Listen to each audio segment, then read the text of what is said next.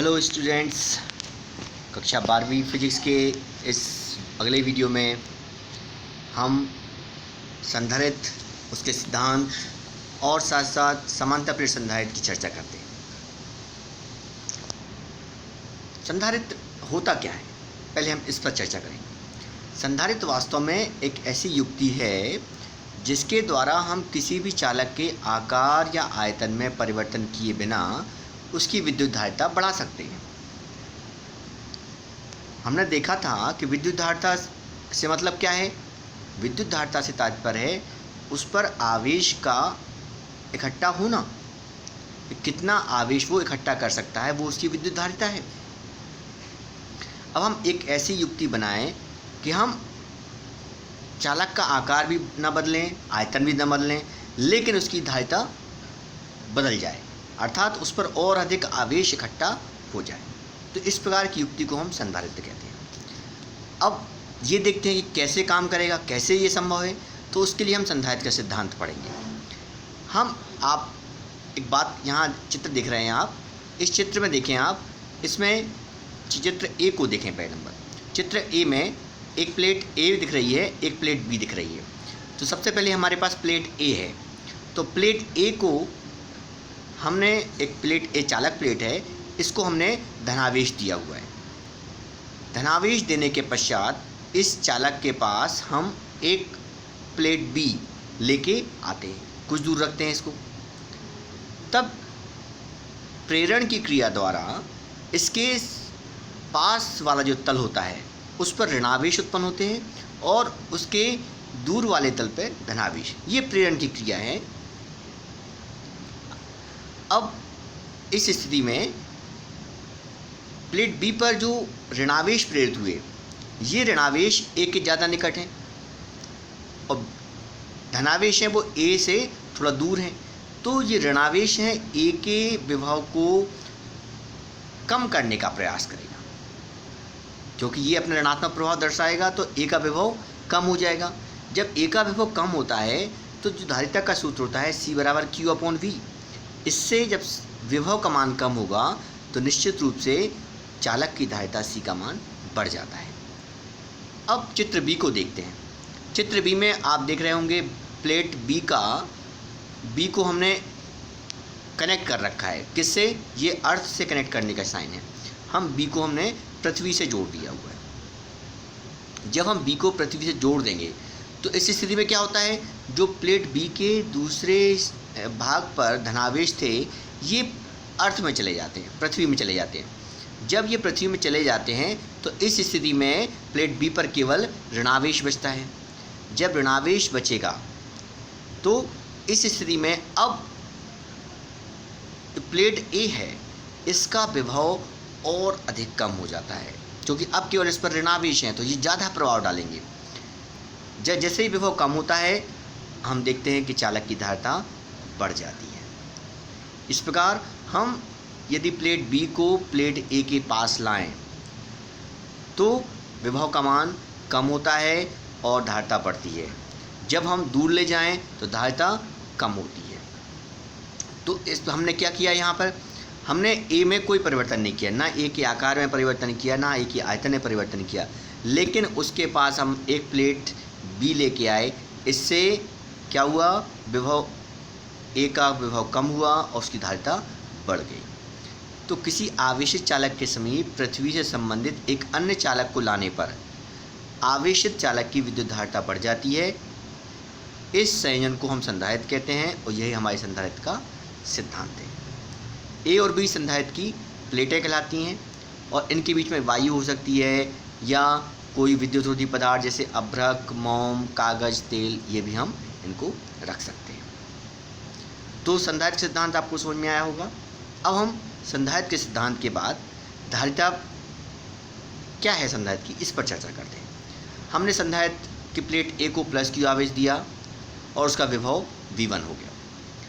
Plate B पर -Q आवेश प्रेरित होने के कारण उसका विभव V2 हो जाता है। तो ए और बी के बीच विभवांतर कितना होगा, V1 - V2।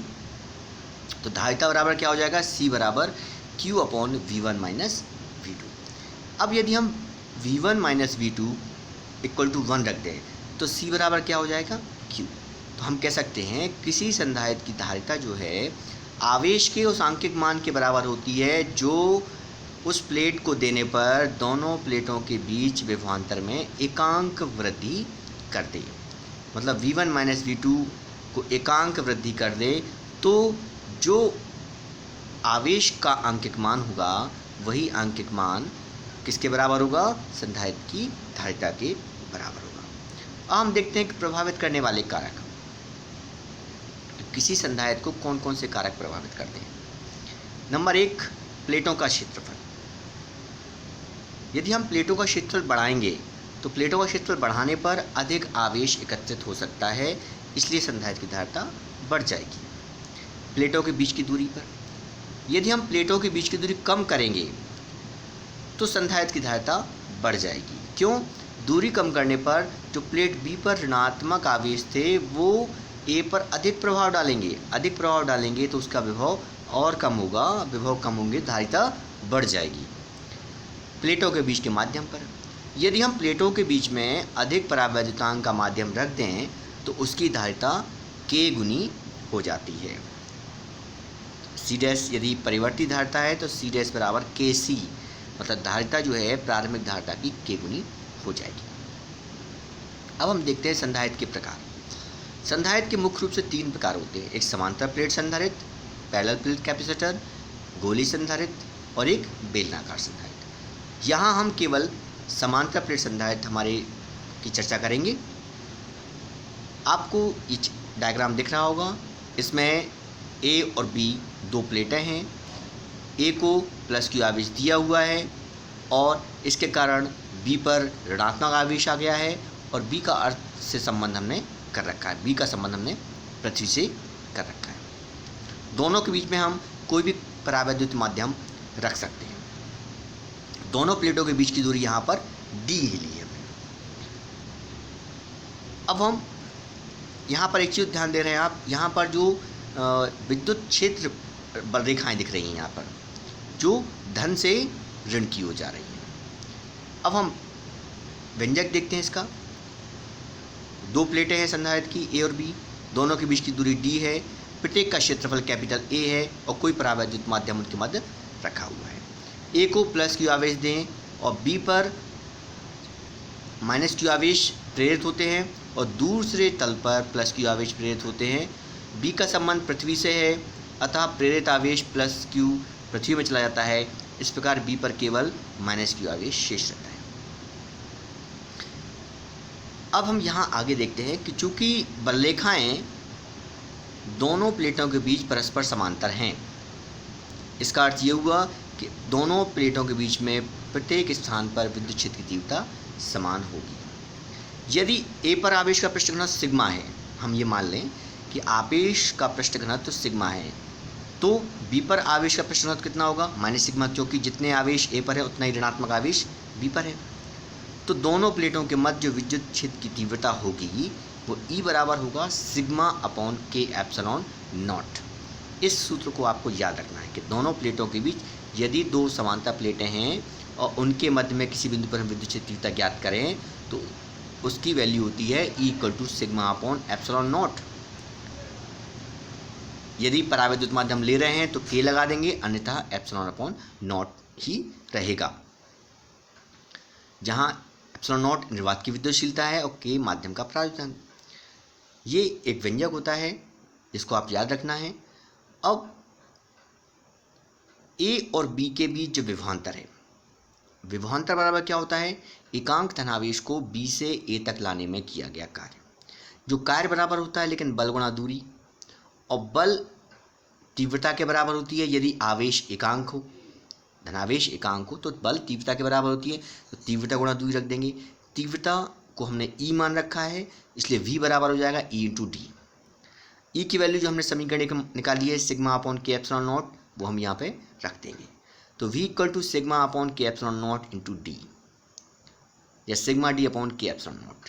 परंतु आवेश का पृष्ठ घनत्व, जो पृष्ठ घनत्व होता है सिग्मा बराबर होता है Q अपॉन A, अर्थात पृष्ठ घनत्व से तात्पर्य क्या है, प्रति एकांक क्षेत्रफल में आवेश की कितनी मात्रा है।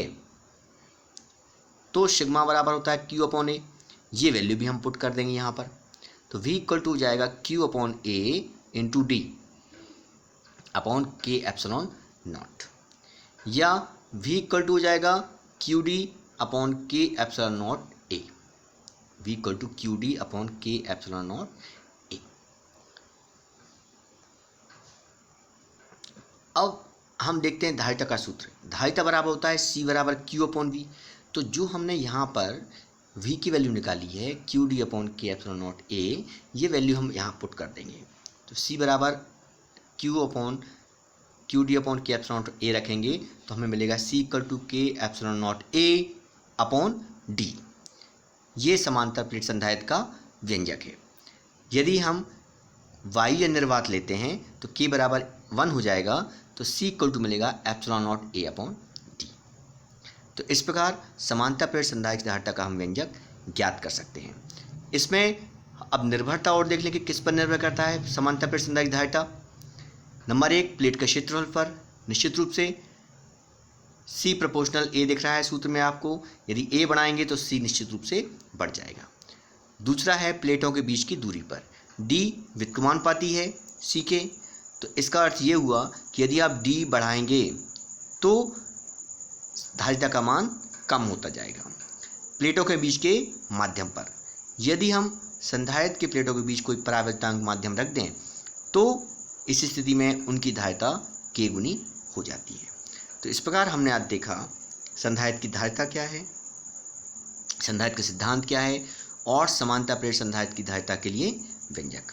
आशा है ये वीडियो आपको अवश्य पसंद आएगा और इससे आप जरूर लाभान्वित होंगे। अगले वीडियो के लिए फिर मिलेंगे, तब तक नमस्कार।